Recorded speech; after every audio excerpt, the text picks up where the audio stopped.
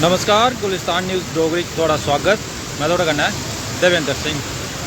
Smart city Jammu ये दिखी सकते तो स्मार्ट सिटी जी जम्मू की है। ये जोड़े दावे किए जा करते हैं बिल्कुल जोड़े सच जोड़े साबित हुआ करते हैं। स्मार्ट सिटी की हालत तुम दिखी सकते हो। गड्डियां भी जड़ियाँ एक बरखा निक्की जी बरखा है बरसांती की बरखा पहली गै आखी सकते सी तुस ते दिखी सकते कि हालत जी सड़कों पर हो गई है। ये मोटरसाइकिल वाला गया ये देखो अद्धे अद्धे मोटरसाइकिल भी जोड़े पानिया च डुबे दे गड्डियां आह्ले देखो तो सड़कों च देखो जोड़े तलाऽ जोड़ा बनी गया है। ना कोई निकासी ना कोई इंतजाम। तो ये जोड़ा स्मार्ट सिटी की जी पोल जोड़ा खोला करता है। मैं नहीं खोला करना सिर्फ ये दख जोड़े विजुअल तुस दिखा करते हो ये पूरे जोड़े पोल खोला करते हैं जी।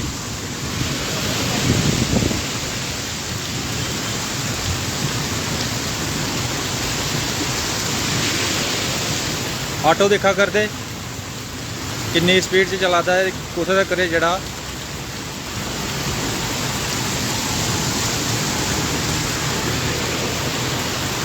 बेशक सिर्फ बोर्ड लाई है जम्मू स्मार्ट सिटी वो कन्नै स्मार्ट सिटी नहीं बनती।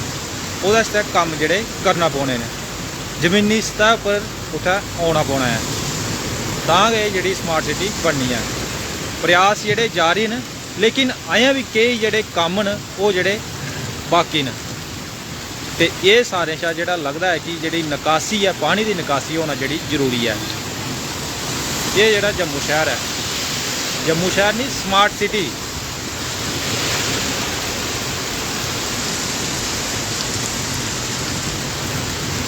और भी कई गड्डियां आवा करदियां पानी तुम दिखी सकते हो। बरखा भी हुई लेकिन अगर इत्थे यह हाल है त्रिकुटा नगर इस साइड तो फिर सिटी वगैरह और दूसरे थारे पर क्या हालत हुई हो।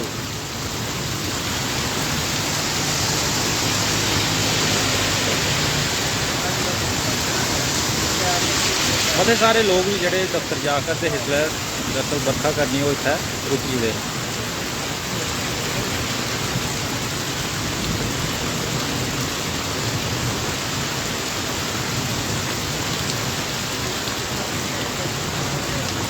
स्मार्ट सिटी जम्मू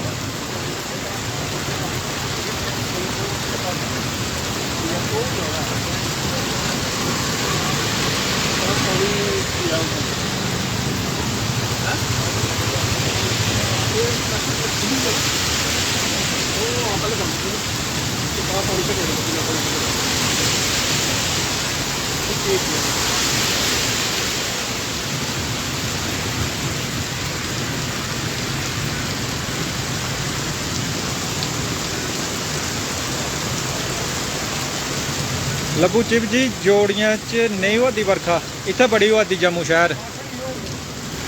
शहर बड़ी ज़्यादा बरखा हुई। हूँ कोई हाँ 20-25 मिनट होइए जोड़े बरखा शुरू होता है तो बरखा के हालात तुम दिखी सकते हो। सड़क भी जड़ियाँ तलाऽ बनी चुकी दियां तो कई दफ्तर जाने वाले जोड़े मेरे दे वो भी जोड़े सड़कों च गै जोड़े इत्थे खड़ोते दे सड़क कंढे गै ये दिख लो।